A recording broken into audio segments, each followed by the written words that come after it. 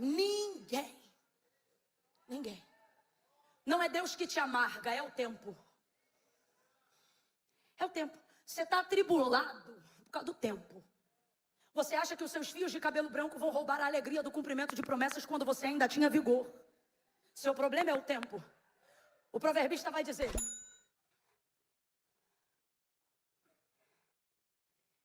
que a esperança que se adia, o que é isso? Quem continua criando expectativa. A esperança que se adia faz adoecer o coração, magoa o sentimento do que está criando expectativa. Eclesiastes 9:11. Vi que não é dos velozes a corrida, não é dos fortes a vitória da batalha. É 9:11 ou 11:9? É isso mesmo. É isso mesmo. Olá. Não é dos ligeiros a carreira, nem dos valentes a peleja. E essa versão é assembleiana. Nem tampouco dos sábios o pão, nem ainda dos prudentes a riqueza. Segue o texto. Nem dos inteligentes o favor. Olha o que difere.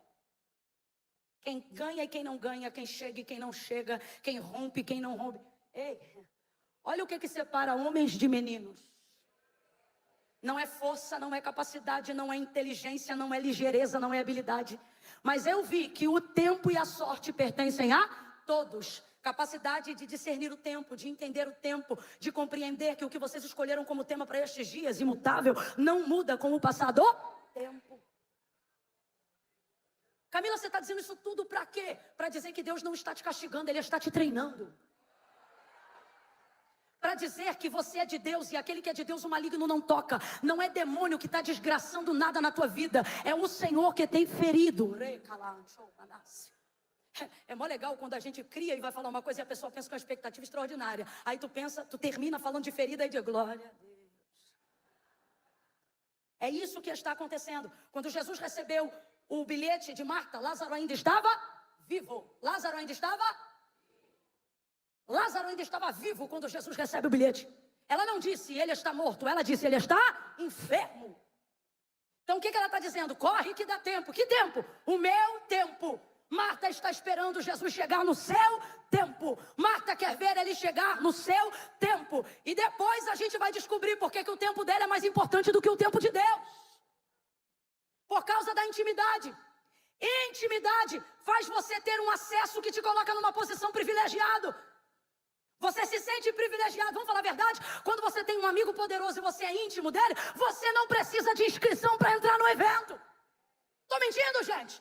Intimidade é um passo tão caro e tão valioso, que já foi dito aqui acerca do teatro, que o pastor queria alugar. Não era só uma questão de dinheiro, era uma questão de acesso. Intimidade te privilegia, e dificilmente você lida com o privilégio sem se envaidecer. Dificilmente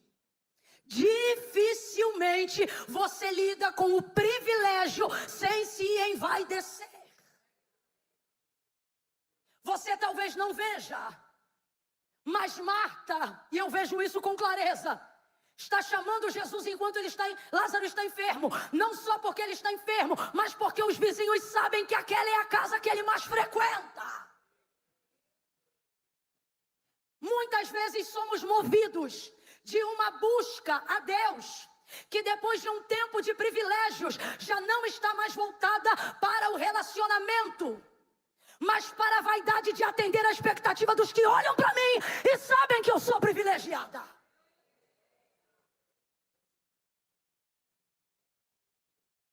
Parece que eu vejo o pessoal indo visitar Lázaro e dizendo, Jesus já veio? E ela constrangida dizendo, não, ainda não. 2, 3, 4, 10 dias, eu não sei quanto tempo ele ficou enfermo. Jesus já veio? Não. Frustrada. Depois da frustração vem o segundo passo, qual? Ira.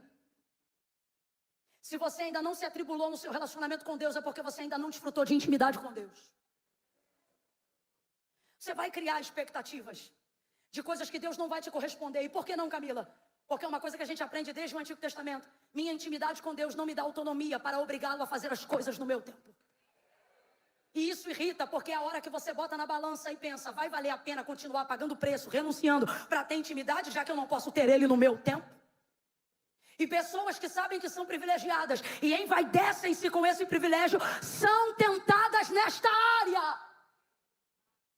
Eu estou pregando a pessoas que já não tomam leite há algum tempo. O Espírito Santo de Deus está falando comigo agora. Ele está dizendo, se tem alguém que tem vida santa é você. Se tem alguém que se separa é você. Você conhece o peso da glória de Deus. Você tem prazer em buscar a Deus. Mas ultimamente o nosso relacionamento está arranhado pela vaidade que você tem de pagar o preço da santidade, mas não ser correspondido na hora que você quer. E perceber a expectativa de quem viu a sua história de crescimento te ver perecendo nas áreas que qualquer pessoa que tivesse um relacionamento que você tem com Deus, jamais estaria passando pelo que você está passando.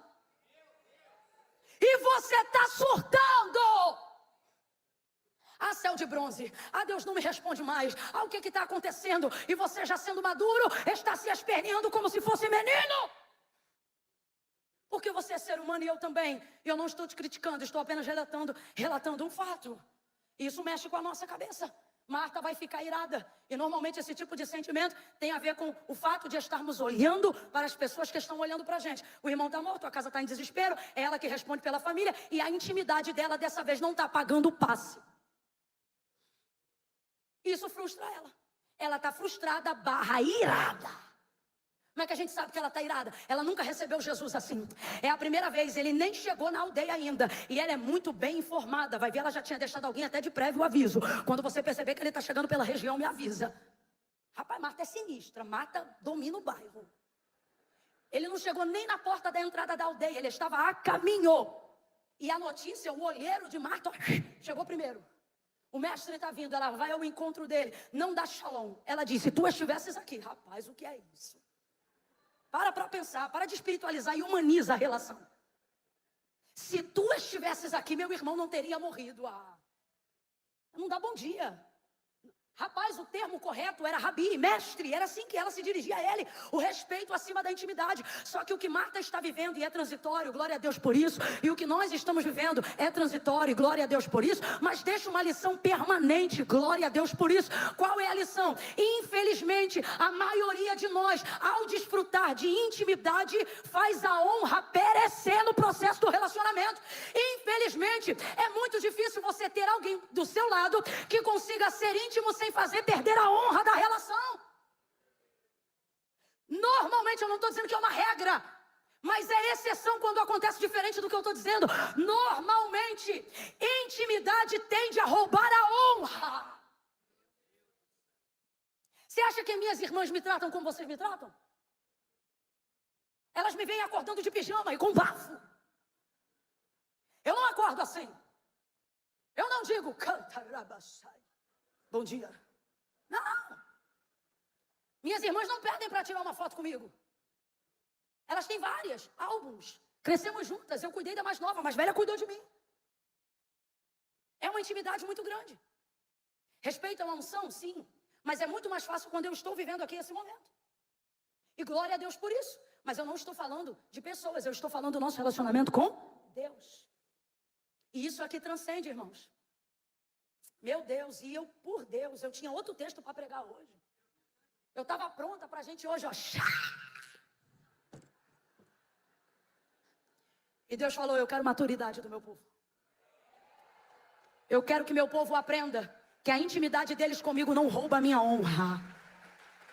A nossa intimidade com Deus não vai nos dar a autonomia que queremos para fazer Deus fazer o que queremos. Não teve homem no Antigo Testamento mais íntimo que Deus do que Moisés, nem Adão. Ninguém foi mais... Deus deu testemunho de Adão dizendo para Arão e Miriam, quando eu falo com vocês, falo em sonho, visão, interpretação, mas a Moisés falo boca a boca. Depois da morte de Moisés, ele vai dar testemunho de Moisés dizendo, não apenas que Moisés era amigo, mas Moisés era seu íntimo amigo.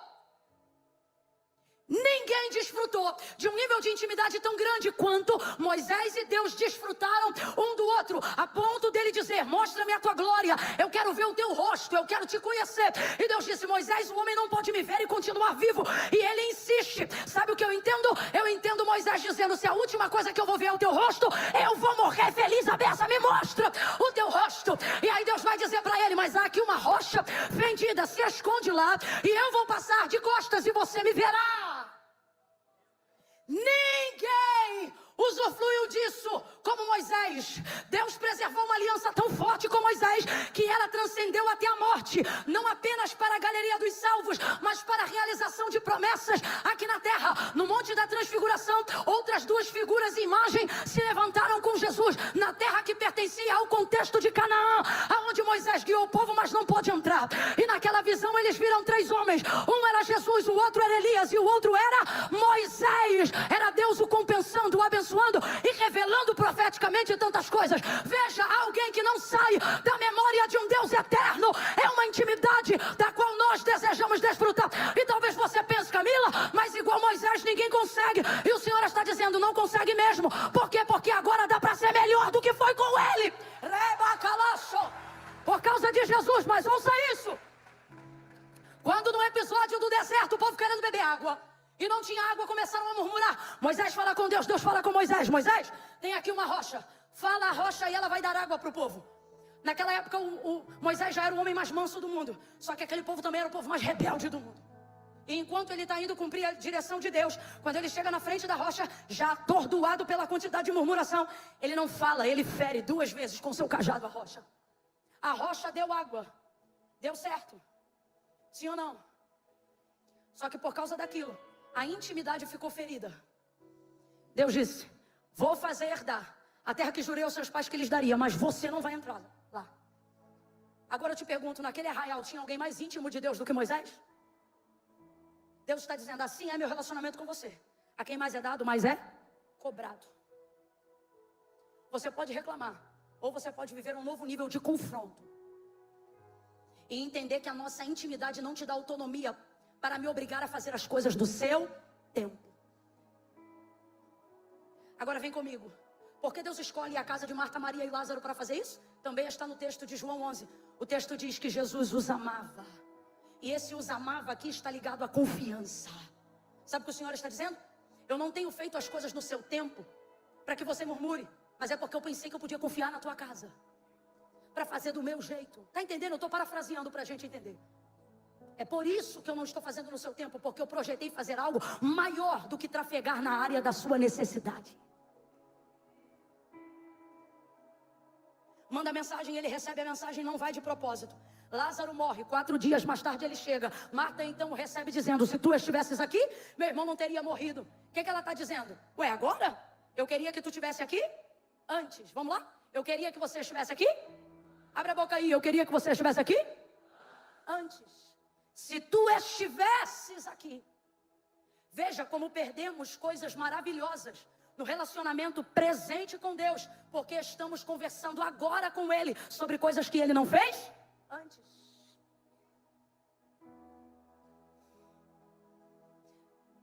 Marta tem fé, sim ou não? Mas a fé dela está estacionada no tempo errado.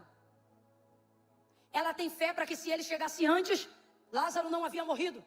Mas ela não consegue compreender que o que Jesus não fez antes não muda o que ele deseja fazer agora.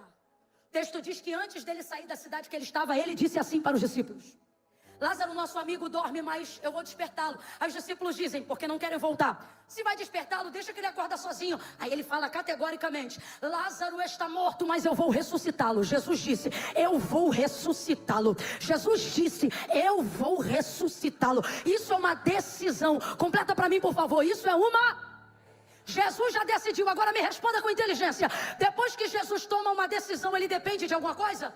Não, irmão, ele tomou uma decisão que não depende da fé dos discípulos, uma decisão que não depende da fé de Marta, uma decisão que não depende do apoio de Maria, uma decisão que não depende de nada e nem de expectativa nenhuma. Ele decidiu por si mesmo, e ele é capaz, por isso sim, dele é o querer, dele é o efetuar. Ele pode tomar uma decisão e seguir com ela sozinho, e ele decidiu, eu vou ressuscitá-lo. Mas quando ele vai entrando, Marta encontra com ele, e ele não vai até onde Lázaro está sepultado, enquanto não corrige a fé de Marta. A fé de Marta estacionou-se no passado. Qual é o nome de fé no passado? Frustração. Vou te perguntar porque eu quero ver se você está entendendo. Qual é o codinome para a fé no passado? é assim que você sente.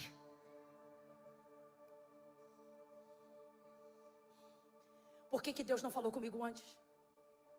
Por que eu não entreguei a vida para Cristo antes? Por que Ele não me deu aquela direção antes? Por que Ele não me falou disso ou daquilo antes? Você não se desvia, não se afasta, não tem o teu nome riscado no livro da vida, continua sendo crente, mas teu relacionamento com Deus está estremecido, porque depois que você se relaciona com Deus com intimidade, a superficialidade não presta para mais nada. Você não consegue mais fazer devocional se não for intensa. Você não consegue mais vir a culto e ir embora sem chorar e continuar feliz. Está estremecido. E por que está estremecido? Porque tua fé está no passado. Então eu repito e pergunto: qual é o codinome que a gente está dando nessa noite? Fé no passado é o quê? Você só tinha medo de falar, porque dá vergonha dizer que é frustrado. Mas a verdade é que estamos diminuindo a potência da nossa fé, porque estamos canalizando a nossa expectativa na frustração do que Deus não fez no tempo que a gente queria. E qual é o perigo disso? O perigo disso é que nós sabemos que Deus tem poder para tudo. Eu amei o tema desses dias festivos, imutável, porque João deixa claro: mesmo ontem, hoje e eternamente, aquele que era, aquele que é e aquele que há de vir, o alfa e o ômega, o primeiro e o último, o que começa e o que termina. Jesus é a única pessoa que pode trafegar livremente nos três tempos da vida: passado, presente e futuro. Só que olha como ele vai se relacionar com Marta. Ele já tomou uma decisão acerca do futuro. Qual é a decisão? Lázaro, eu vou ressuscitar. Mas ele não faz isso sem corrigir a fé de Marta no presente e tratar a frustração dela do passado. Agora eu vou perguntar de novo: se Jesus tem poder para ressuscitar Lázaro e não depende de Marta para nada, por que Ele está fazendo isso com ela? Você vai entender. Jesus está ali e Marta, se tu estivesse, a nossa fé vai se perdendo no presente, por causa daquilo que não vimos Deus fazer no passado, quando queríamos que Ele tivesse feito. E isso mexe com a nossa inteligência, porque esquecemos que Ele comanda os 3 tempos. Ele comanda os 3 tempos.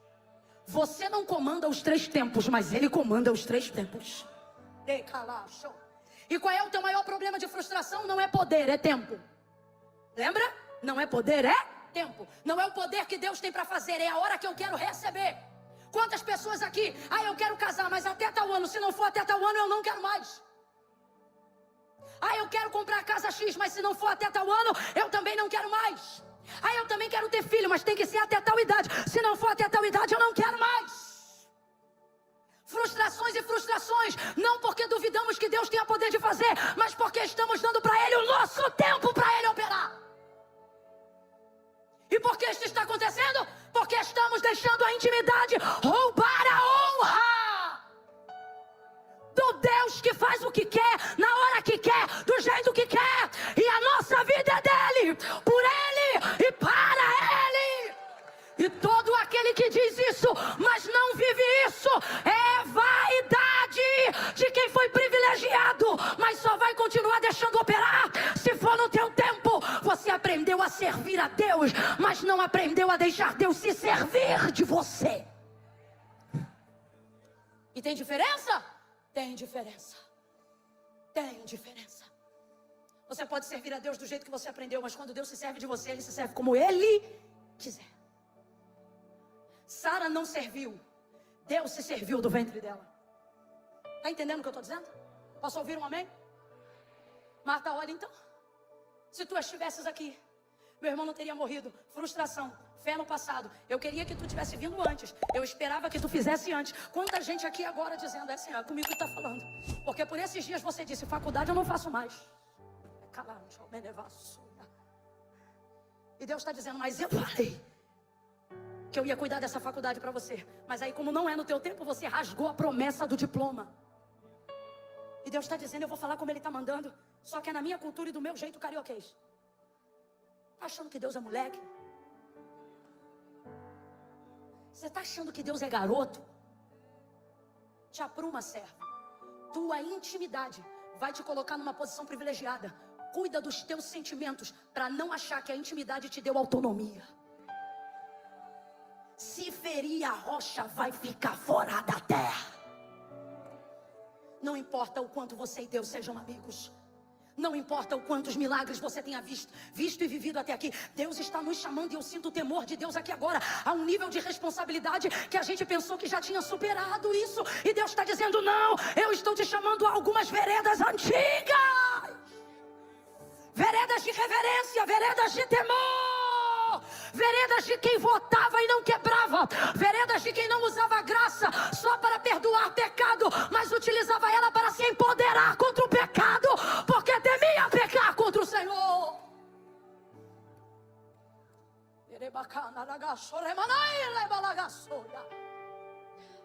Se tu estivesse aqui, meu irmão não teria morrido. Ele poderia ter dito. Ele dá a notícia para ela. Notícia boa: Marta, teu irmão ressurgirá. Ela diz assim, eu sei. Olha como a teologia dela. Olha como Marta está experimentada em escatologia. Eu sei, no último dia, quando a gente deixa a intimidade tocar na honra, uma das primeiras coisas que começam a acontecer é que sem perceber você acha que sabe mais do que Deus. Não houve mais profetas com humildade que eu via. Não houve mais pregadores com humildade que eu via, porque a sua teologia é maior do que tudo que está acontecendo ao seu redor. Mente taravada, pensamentos cauterizados, achando que você tem o conhecimento de Deus. Você não tem o conhecimento de Deus.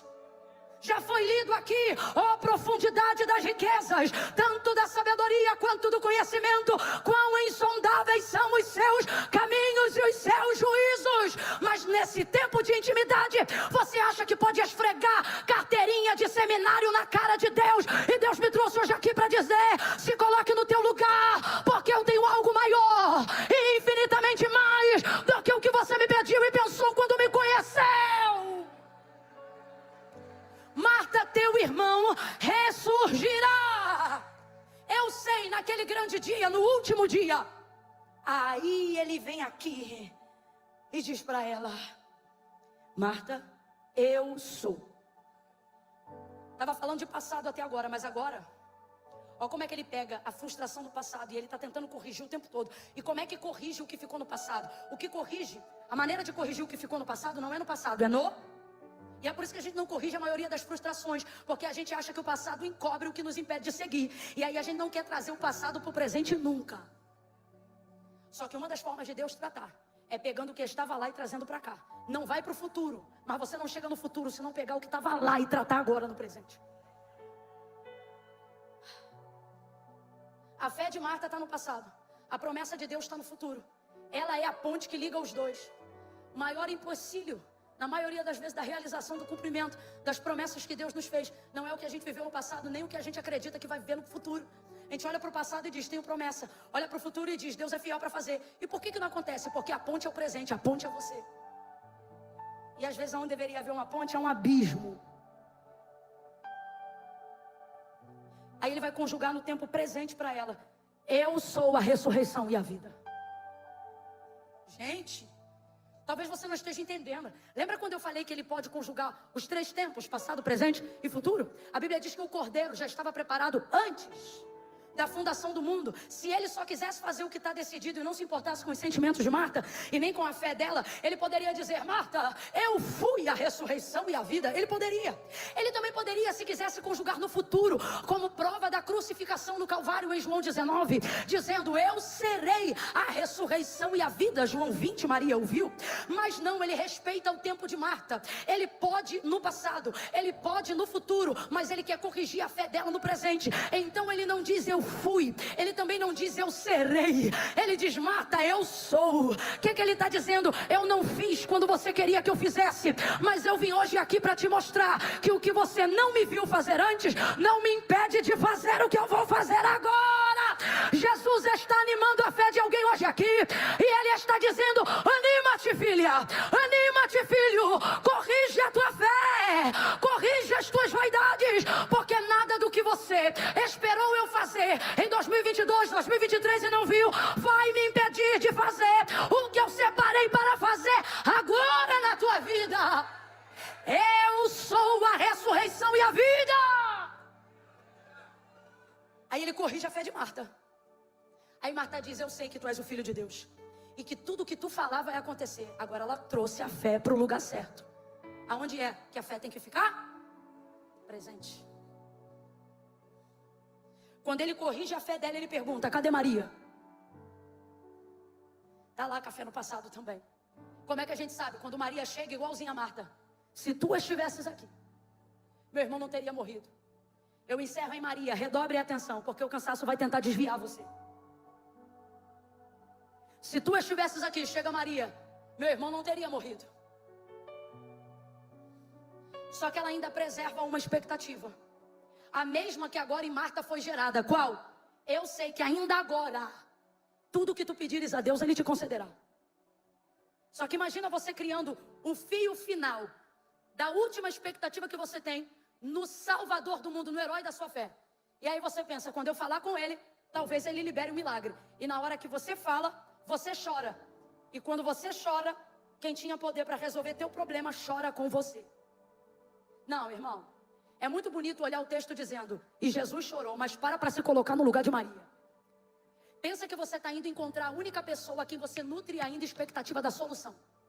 Pensa que por pior que esteja, no fundo tem uma esperança irritante dizendo para você: ele ainda pode, alguma coisa ainda pode acontecer. E na hora que você chega para ele, você não só fala, como você também chora. E ele, que tem o poder de fazer o que quiser, começa a chorar com você.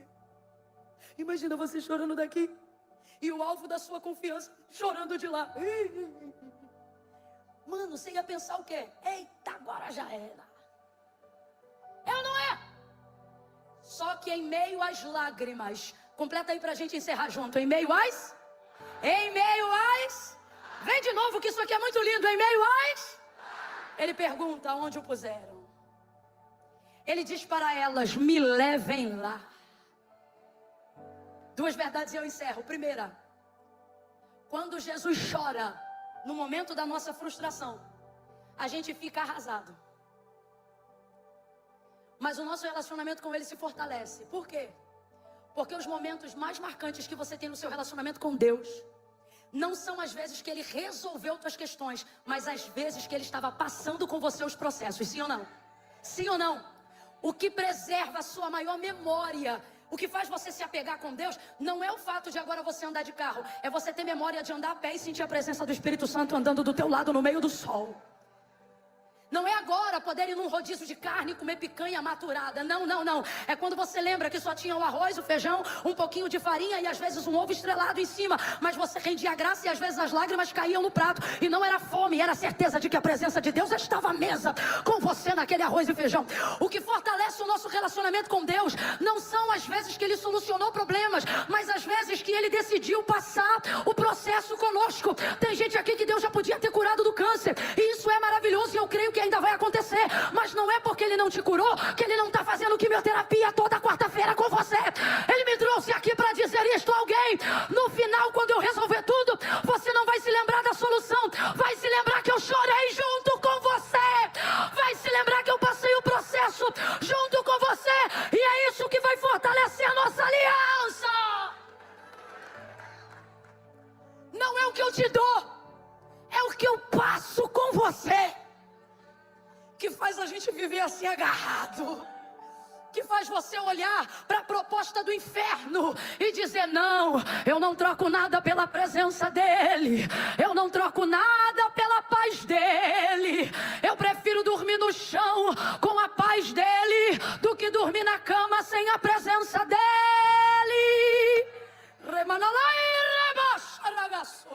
O Ministério de Louvor pode vir aqui para cima. Escute. Esse processo, o que faz ele ser especial, não é a ressurreição. Estou falando um relacionamento. A ressurreição, o texto diz, sabe para que ela foi? Primeiro, para a glória de Deus. Segundo, para que o povo visse. Aí Jesus está mandando eu perguntar aqui: você quer ter comigo um relacionamento que o povo veja? Que é isso? Aquele relacionamento que quer receber as coisas de Deus, para poder andar por aí dizendo: tá vendo aí como é que Deus é comigo? E no final não significa nada. Ou você quer olhar para trás e ver momentos onde eu não te respondi, mas chorei juntinho com você? Porque é isso que fortalece a sua relação na hora da escassez. Compreendeu? Cara, ela chora, Ele sabe que vai ressuscitar, mas ele não deixa de chorar, porque ele sabe que no final de tudo isso, para o povo é a ressurreição, mas para a amizade deles é a lágrima que conta. Imagina Lázaro voltando, perguntando: e aí, como é que eu ressuscitei? E aí dizendo: Jesus veio. Chegou 4 dias depois, e eu imagino Lázaro batendo no ombro dele e dizendo: que amigo tu é?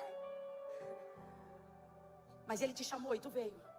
E eu vejo Maria e Marta num momento de mesa, isso sou eu imaginando, e dizendo: mas para mim o momento mais bonito, Lázaro, foi quando ele chorou.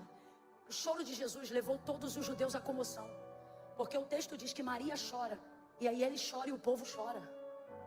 Você está entendendo a força dessa comunidade? Eu quero falar algo para a videira. O que torna vocês grandes, não é a estrutura, são as lágrimas que se entrelaçam no processo da construção. Isso é que torna uma igreja forte. Não permita com que os feitos das grandes realizações, que são vistos por todos, roubem de vocês a intimidade que só pode ser gerada no secreto, do confronto, das lágrimas. E por fim, a segunda e última coisa, ele sabia onde Lázaro estava, porque se havia decidido ressuscitá-lo, sabia onde o haviam sepultado, sim ou não? Mas ele não vai até lá, ele pede para que elas o levem até lá. Sabe o que Jesus está dizendo? O que eu disse que ia fazer, eu vou fazer. E tenho poder para fazer, não importa a frustração e quantos dias isso tenha passado. Só que eu me recuso a fazer sem você. Então é por isso que eu ainda não fiz. Porque eu só vou fazer quando você me levar lá. Agora olha como é que constrange levar aonde o morto está. Marta é a primeira. Quer milagre, mas não quer constrangimento. Milagre grande não é para quem não tem coragem de se expor em fé. E por que Marta se constrange? Porque o texto diz: Senhor, ela responde, já cheira mal, como quem diz: não é bom ir lá agora não. Tipo assim, tá perdoado, tá tudo bem, deixa pra lá, passou. Senhor, já cheira mal. Só que o que o Senhor está nos convidando aqui nessa noite, nós vamos terminar fazendo essa oração.